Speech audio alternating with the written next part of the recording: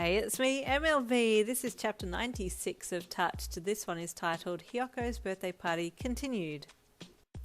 Just then, Hiyoko crawled over and pulled himself up on the lounge beside Shoto, sitting on his left side. The winged 1-year-old smiled up at Shoto and scooted closer to him, snuggling into his side. Shoto stiffened slightly at being cuddled, but then a very small smile graced his lips, and he looked down at Hiyoko fondly. He probably likes this side of me because it's warmer, Shoto commented to you. Is it part of your quirk? You asked Shoto. He nodded. This is my fireside, he said as he held a hand out in front of Hiyoko and released a small flame in the palm of his hand.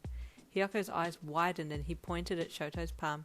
Dada! He babbled excitedly.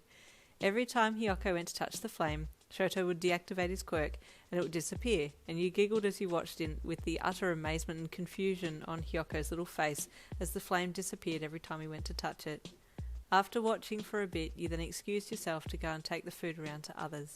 You glanced back over your shoulder as you left and saw Shoto had started to make ice cubes with his right palm and was giving them to Hiyoko, who was trying to lick them. Well, they both look happy, you thought with a smile. Found a babysitter for Hiyoko, Hawks commented with a chuckle as you approached him. They get along well, you replied as you looked back at Shoto and Hiyoko again. The lunch went well, and then came time to sing happy birthday to Hiyoko before he went down for his afternoon nap. You and Fuyumi cleared the table and set things out for the cake as Hawks called for Shoto to bring Hiyoko over. The jewel-haired hero in training picked up the little boy awkwardly and carried him over to you. Show you carry Hiyoko the way Toya used to carry you, Natsuo said with a laugh, and there was an awkward pause between all the members of the Todoroki household. Natsuo, Fuyumi hissed in a whisper. What? He replied with a laugh. Don't bring him up now, she said lowly as she glanced around. Hawk smiled softly. I'm sure that he'd want us to talk about him, he said gently to Fuyumi. He'd be expecting me to trash talk him, Natsuo said again, shoving his hands in his pockets and grinning cheekily.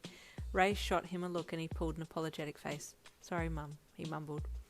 Hawks' mum arranged the cake with the help of Brian and then lit the candles as Shoto continued to hold Hiyoko. Dada! Hiyoko screeched excitedly when he saw the flame. Mrs. Takami, do you want to take? Shoto asked gently, indicating for you to take Hiyoko from him. Oh, no, I want you both to stand there next to the cake because you share the same birthday, he said to Shoto with a smile. This is for you both. Oh, Shoto said softly, his jewel-coloured fringe swaying as he looked from you back to the cake. Thank you. Hawks started the singing of Happy Birthday, and everyone joined in, while poor Shoto stood there awkwardly with Hiyoko in arms.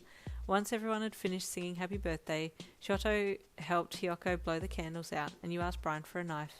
He was about to hand one to you, when he looked past you and gasped, clamping his hand to his mouth. What is it? You asked him, as you turned to see where he was looking. Hawks was down on one knee with a little sign that said, Will you marry me? You gasped and burst into tears. Is that a no? Natsuo asked loudly. No, it's a yes, you babbled in a wobbly voice.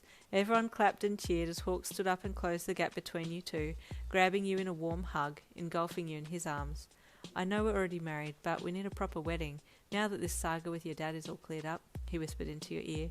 You cried with happiness. Today had been the most perfect day. It was getting later in the afternoon, and slowly the guests started to leave. Brian, Uncle Anthony and Norman left first, followed by Hawks' mum, then your mum and Ray, and then the 3 Todoroki siblings. Finally everyone had left and you closed the door as the last lot walked out. What a day, you said as you flopped down onto the lounge. It's been fun, Hawks commented as he sat down beside you and snaked an arm around your middle to pull you in for a hug. Just then there was a knock at the door and Hawks smirked. I know who this is, he said lowly as he got up and strolled to the door. Hey honey, you're late, Hawks said with airy cheekiness as he pulled the door open. Piss off, you should be grateful I showed up at all, Dabi replied dryly from the other side. I knew you'd come, Hawks replied smartly. That's what she said, Dabi replied quickly. Not to you, she didn't, Hawks clapped back. You're a dick, Keigo, Dabi said with a snarling chuckle. Sorry, you want my dick, Hawks replied mischievously. Small things are a choking hazard, Dabi replied as he stepped in past Hawks and entered the house. Sorry, did I invite you? Hawks jeered playfully, very much enjoying the banter that Dabi was offering. Hey Yin, great day for a kidnapping, Dabi said as he strolled over and sat down on the lounge opposite you, slinging one arm across the backboard and spreading his knees apart casually as he smirked at you. No thanks, you deadpanned. He let out a low chuckle. Would be more interesting than living with this overgrown chicken, he said. Oi! Hawks called from the kitchen, where he was getting a drink for him and Dabi. Stop offering my wife better deals. I just asked her to marry me today. I don't need her to change her mind. Did you say no? Dabi asked you. I said yes, he said with a happy smile. Well, you're lost, babe. You could have run with a villain, Dabi said with a smirk, his turquoise eyes making you catch your breath slightly. Stop making passes at my wife, Hawks said as he banged his hand on the kitchen bench to attract Dabi's attention. Dabi didn't look at him but raised a hand up, and Hawks threw a can of soft drink at it, which Dabi caught without looking and lowered it down to open it. You two are pretty in sync, you commented, having just seen the two communicate with just a bang on the table, meaning, here comes your drink. When we were in the government program, we needed to come up with code words and noises to sneak food and drink to each other when someone had stolen something extra from the kitchen, Hawks said as he strolled over and sat down on the lounge next to Dabi.